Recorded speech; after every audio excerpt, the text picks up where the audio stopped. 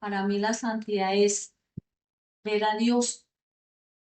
Pues para la fe, porque teniendo uno fe, se va a recoger a la iglesia, le piden milagros, ora, pasa una hora, media hora en recogimiento con Dios, con la fe que nos enseñaron nuestros padres.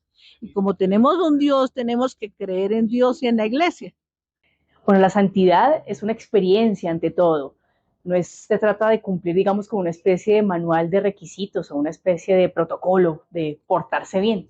La santidad puede ser definida como la capacidad de ser auténticamente uno mismo desde el amor. ¿Qué significa esto? Que soy capaz de reconocer mis potencialidades, mis fortalezas, lo que me sale muy bien hacer, pero también aquellas cosas que más me cuestan.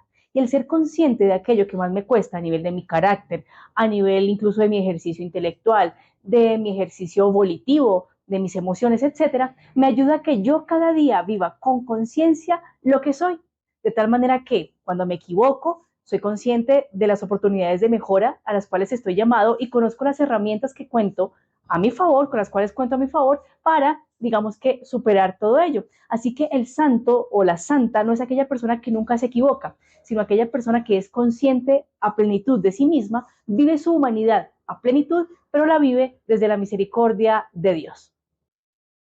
La santidad es un estado de vida de las personas, de los cristianos, que simplemente es el cumplimiento de la voluntad de Dios en la propia vida, en el día a día, en el trabajo, en la familia.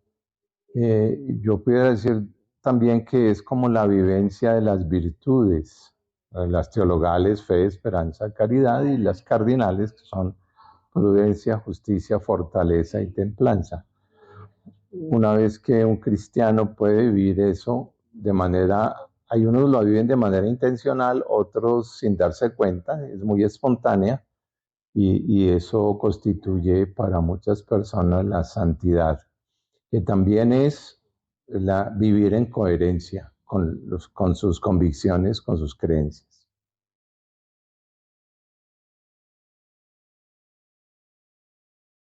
Yo considero que una persona para ser santa tiene que tener como los principios que impone la Biblia muy presentes, seguir siempre la palabra de Dios, respetar al prójimo, amar a Dios sobre todas las cosas y cosas así.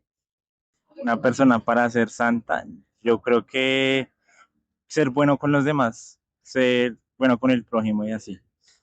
Y como que estar siempre en contacto con Dios, como ir rezando y así. Se necesita ese regalo de Dios, porque igual la gracia y el poder tener la fuerza para lograrlo viene de Dios como un regalo. Se necesita ser básicamente coherente con lo que uno cree, poder vivir lo que uno cree, poder hacer que la vida esté articulada entre lo que uno piensa, lo que dice, lo que vive y el ejemplo que da, que sea todo eso muy coherente, que a veces nos pasa, como dice San Pablo, hago el mal que no quiero y dejo de hacer el bien que quiero.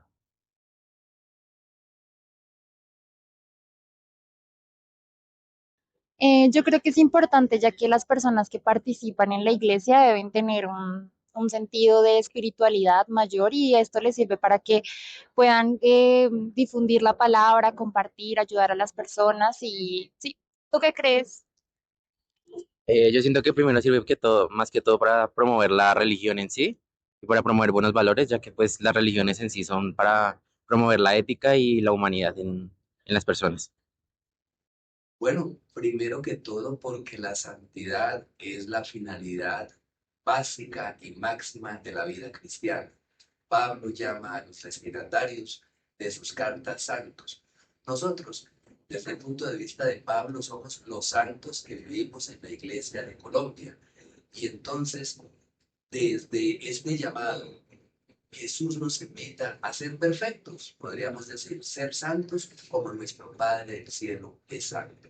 ¿Qué pasa? Todos estamos llamados a la santidad y con alguna frecuencia la iglesia declara a algunas personas que ya han pasado por este mundo como santos, que nos sirven para darnos testimonio, ejemplo de que la santidad está al alcance de todos. Cada ser humano, cuando abre su corazón totalmente a la acción del Espíritu Santo, está en el camino de la santidad. Por eso es importante conocer la vida de los santos, tener santos entre nosotros, saber que hay santos, digamos, de todos los matices, desde la antigüedad, donde se alejaban a conventos, a desiertos, hasta santos de la modernidad, donde tenemos jóvenes, presbíteros, esposos, importante la vida de Dios en medio de cada uno de nosotros. Los santos son verdaderamente amigos y como son verdaderamente amigos están intercediendo continuamente por nosotros ante Cristo. Es como si tú tuvieras un amigo que te quiere presentar a un amigo. Bueno, ese amigo que te quiere presentar al amigo que es Cristo son los santos. Y los santos siempre están en una comunión total con nosotros y con la iglesia. Siempre están auxiliándonos, ayudándonos, orando por nosotros, intercediendo por nosotros. Y por eso son fundamentales en nuestra experiencia de fe. Porque son muy importantes para recordarnos que necesitamos glorificar a Dios. San Juan Eudes nos decía, nuestra vida es para glorificar al Señor. Entonces los santos son ejemplos vivos de cómo uno debe ir cada día buscando hacer la voluntad de Dios, que es glorificar con cada acción que nosotros hagamos, desde levantarnos, desde nuestros pensamientos, todo glorificando siempre al Señor. A la iglesia le sirven esos ejemplos. Hay santos en muchas áreas de la vida de la humanidad. Hay unos dedicados a la educación, otros a la salud, otros a la caridad de los pobres, otros a lo social, otros a la política. Hay muchos líderes también políticos que pareciera paradójico, pero también han logrado ser ejemplo para otros. Entonces, a la iglesia le sirve como para que los demás cristianos los miremos como ejemplo de que son personas como nosotros y que también podemos aspirar a esa situación de coherencia con las creencias personales.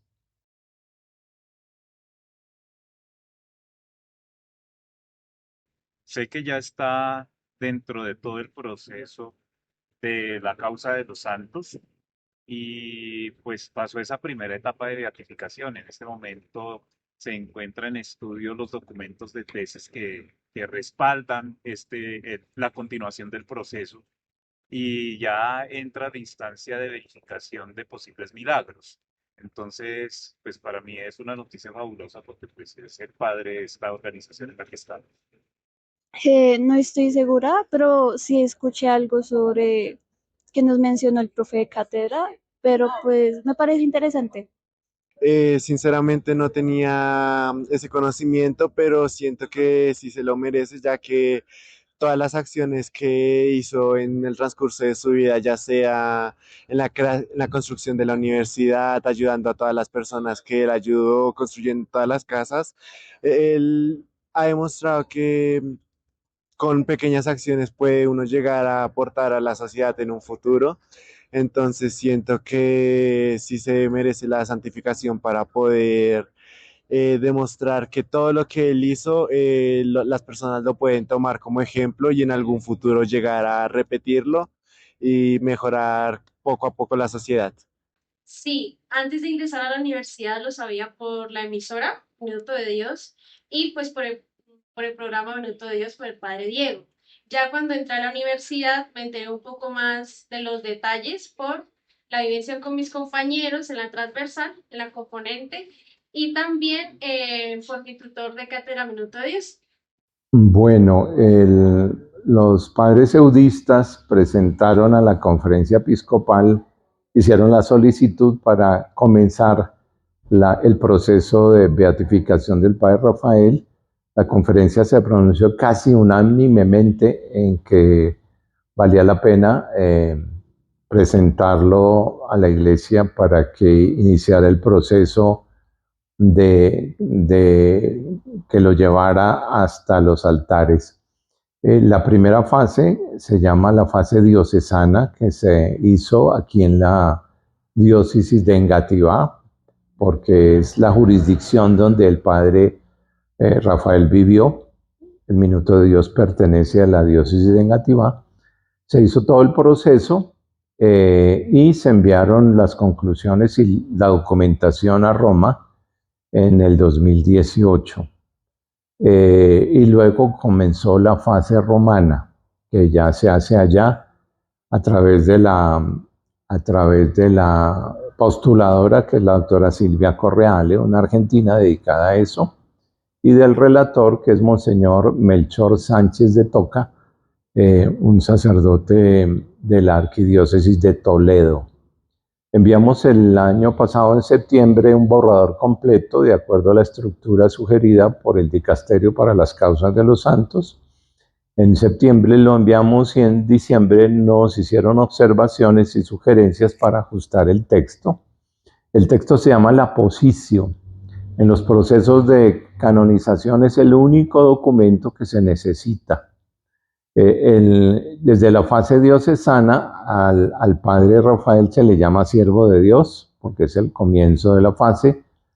La Positio que vamos a enviar ahora próximamente a Roma ya ajustada, nos daría la posibilidad de pasar de siervo de Dios a venerable, que es el segundo paso, y de ahí en adelante no se necesitan documentos. El paso de venerable a beato se necesita un milagro por intercesión del siervo de Dios Rafael García Herreros, y pasar de beato a santo, otro milagro distinto del anterior, también por intercesión del padre Rafael. El documento que estamos terminando tiene por objeto probar que el padre Rafael vivió en grado heroico las virtudes, tanto las teologales, fe, esperanza, caridad, como las cardinales, prudencia, fortaleza, justicia y templanza, y como era sacerdote, los llamados consejos evangélicos, castidad, pobreza, obediencia, y le añadieron humildad.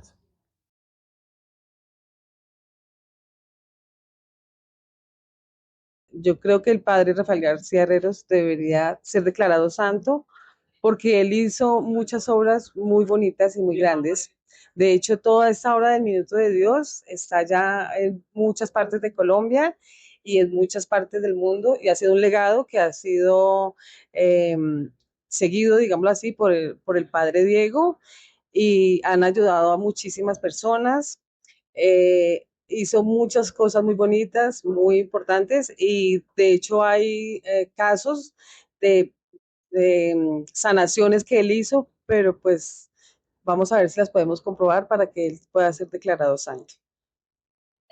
Bueno, yo considero que el padre Rafael García debe ser declarado santo por ese gran proceso de vida que llevó durante toda su existencia. Fue un gran testimonio de vida a través de su evangelización, de su solidaridad, de su compartir. Sí, debería ser declarado santo por todo lo que ha realizado en el barrio Minuto de Dios, y no solo en él, sino a nivel de Colombia. Yo sé que el Señor nos va a hacer ese milagro lindo de mostrarle al mundo que Él fue un santo y merece ser santificado.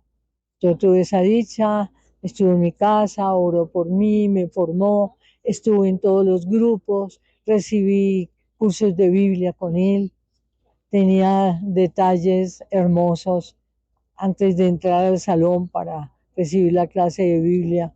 Nos repartía pequeños papeles y decía para que escriban lo que más les impacte de la palabra. Yo, padre Rafael García Herreros, a mí me impacta toda la palabra, por eso estoy aquí. Pero él, podemos mostrarle al mundo todo lo que el Señor permitió que él hiciera, porque era un hombre orante. Y estoy segura que la oración tiene poder, como decía el padre Rafael García Herrero. Debemos, como cristianos católicos, informarnos, formarnos y pedir Espíritu Santo revelación para escuchar la palabra y vivir de acuerdo a esa palabra.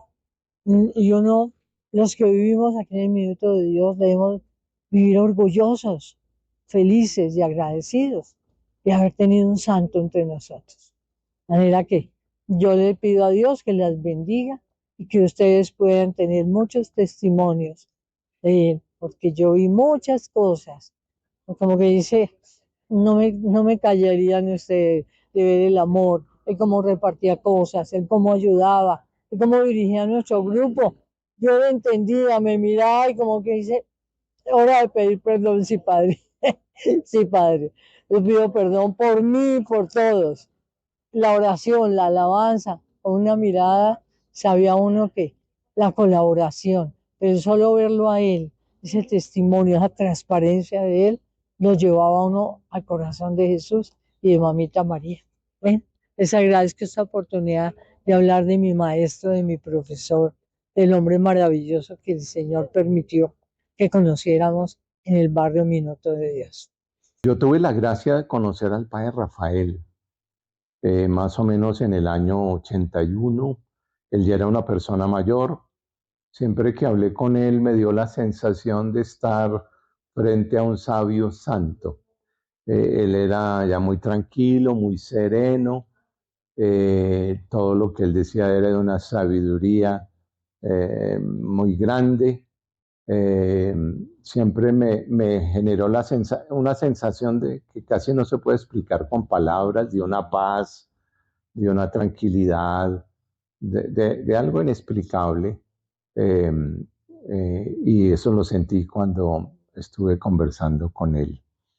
Adicionalmente a eso, creo que por toda la obra del Minuto de Dios, por todo lo que él hizo, las iniciativas que tuvo, era un visionario, y muchas de las iniciativas y sueños que tuvo los pudo felizmente llevar a la realidad, y siempre en favor de los demás, siempre en favor especialmente de los pobres, siempre en una actitud de servicio a los demás. Él estaba convencido y así lo hizo. En eso fue muy coherente también, que es otra cualidad que le admiro, que amar al prójimo es amar a Dios y que el indicador del amor al prójimo es el servicio. Habría mucho más que decir, muchas razones, pero esas son como las básicas por las cuales considero que el Padre debería ser santo y que la Iglesia lo debería colocar como ejemplo de un sacerdote que entregó su vida en favor del prójimo.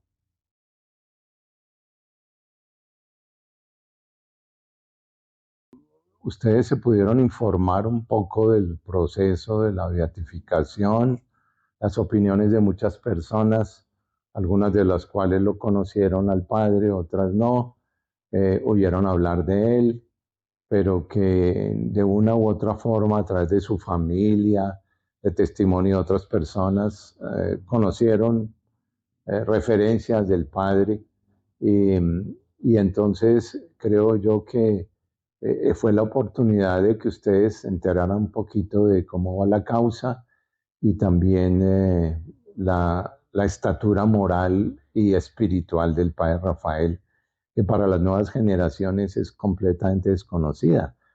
La gente mayor sí lo vio por televisión, los que vivían en el barrio lo tuvieron cerquita, se cruzaban con él en las calles, pero la generación más reciente solo oyó a sus padres y abuelos seguramente hablar del padre Rafael.